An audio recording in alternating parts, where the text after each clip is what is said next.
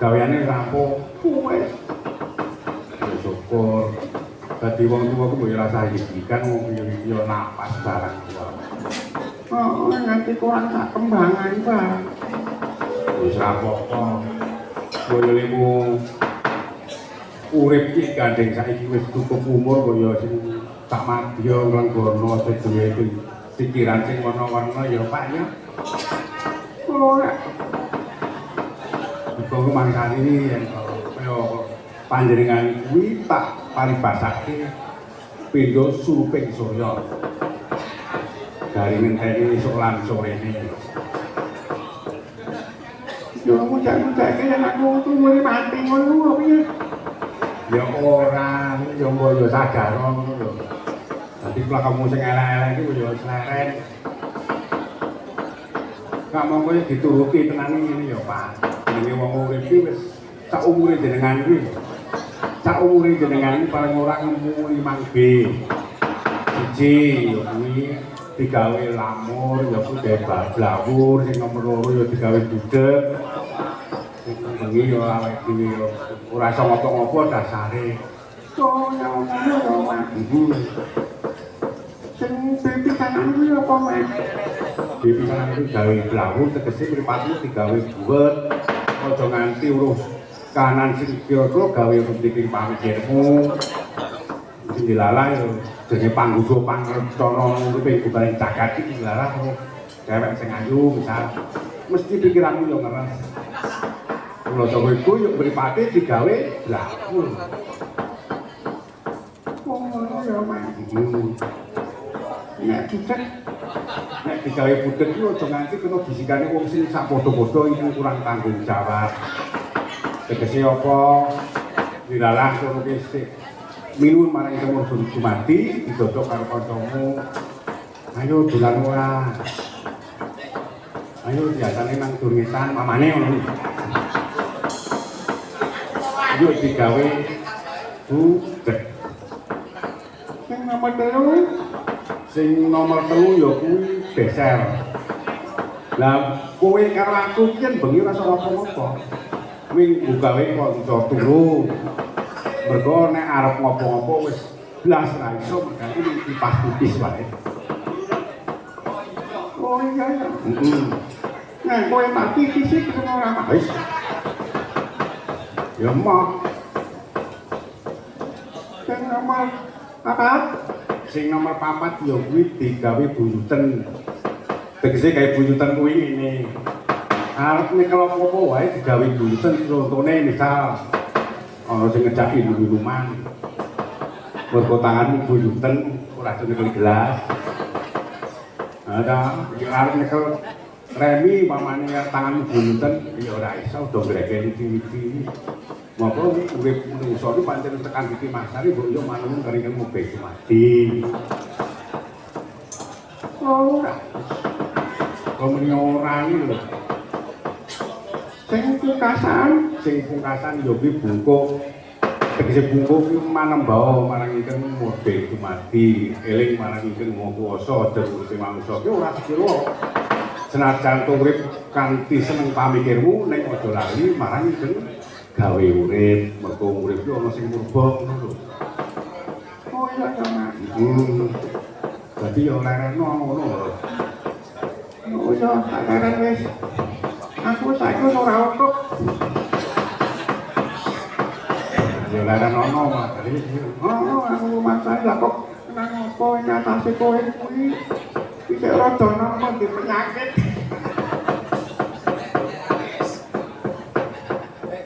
Arang kowe iki wong lanang ora tanggung jawab e.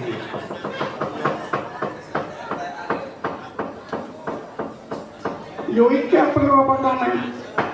Sumpah ya ana ing bengi iki kadhewan marang kabeh ping sepulan sesepuh, kowe paring panglipur marang wong warga masyarakat kene ingkang diitung. Yo kuwi merti desa ya bersih desa. Ingkang isine muga-muga nganteni padha sasapuran ing iki besok yen tentu wis paripurna bisa ayo-ayo tata tindekem ing kinebena lirik ing sampikala. Ngono ya, Mas. Sing rawuh ora liya ya matur marang Bapak Lurah sak prangkate sesepuh lan pipi sepuh Bapak Kiai kan ngono jajan-jajan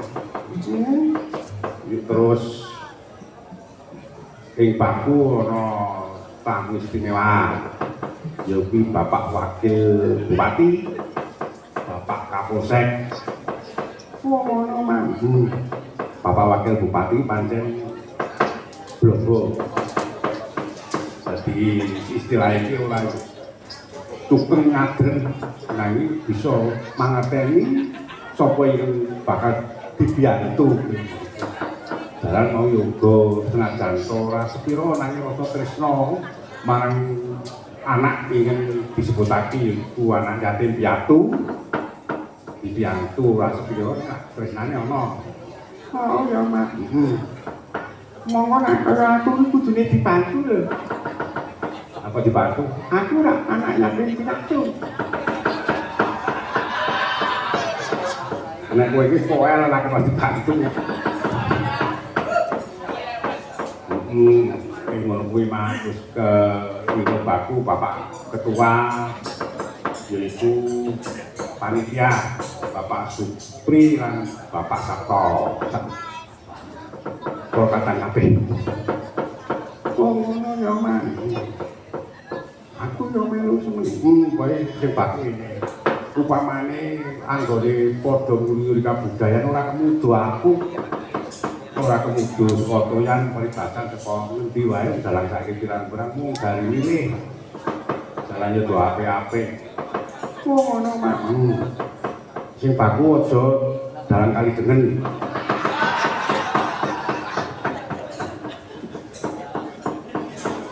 Pelecehan gitu. Soalnya tak dongake mergo ora melu aku ngono. Yo kabeh iki wis sepi-sepi yo.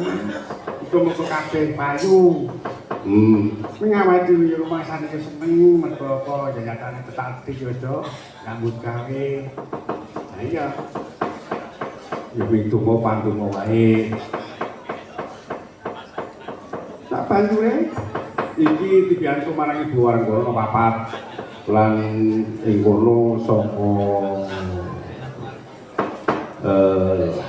Sleman ana saka Gunung Kidul ana saka Bantul ana lho kuwi Pak Anies terus Mbak Pipit kok bengi ora liburan ya? Ganti aku makane libuke wis nang kono. Saiki lembuhe. Mbak Pipin lan saka Wonosari lan Mbak Nurpeni. Senajan wis sepuh nanging isih mumpuni. Tumraping aku ya ngarep berkah dalan yen kuwi sindene Mas Tono. Oh ngono Mas. Sabiyantu marang para kanca ing mburi iki senajan akeh wilangane ora kalah kabeh.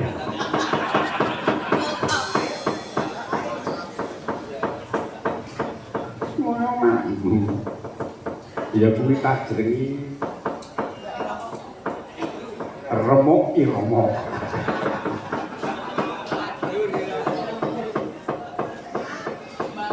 Oh ya Mak. Campur aduk saka ngendi. Aku dipun saka Kali Gintung sing nyulih saka Kali Gintung. Yuk terus nyaron yo saka Kali Gintung. Oh ngono. Begitu padahal itu dalan. Sing mayang wawan ana, sing ngedraku yo dalan. Oh. Lumayan wong bareng. Wayang wong dapuane bareng.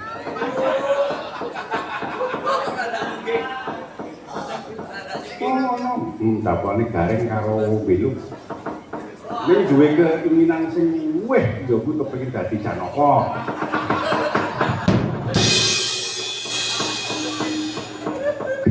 Kok yo ora mikir ngono. Aku buntek kok kepengin dadi Janaka.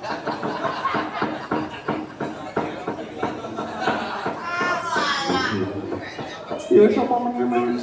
Ya kuwi ana adikku Untung Wibisono ya. Ngelirani dhewe. Cerak mung kali jeneng.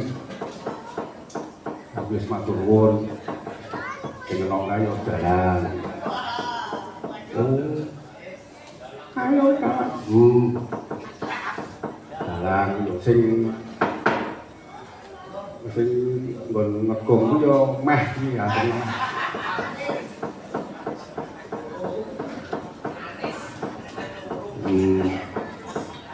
Terus apa meneh, Mas?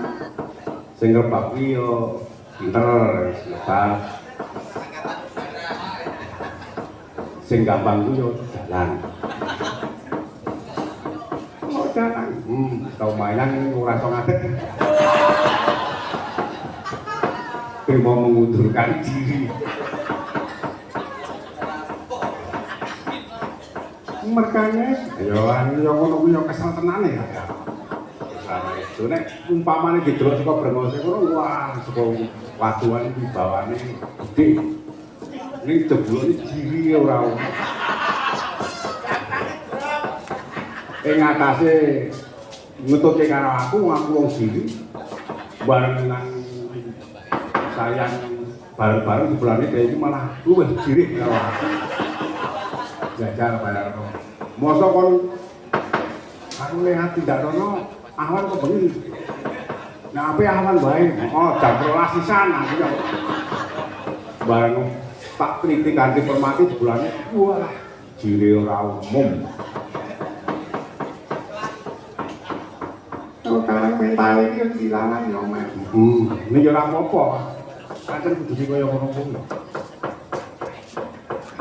Yo iki apa, Mas? Yo iki ketan dela gawe dolanan.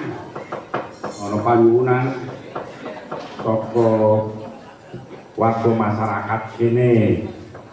Yo kuwi nek ora kleru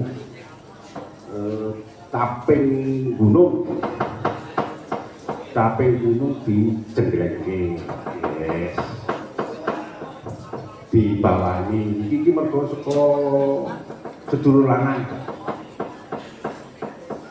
Dimas Gunawan lan para kanca-kanca sak wonten kene. Oh ya mandatal pinter apa dicengglengke Mas. Monggo Bu dibawani tapi gunung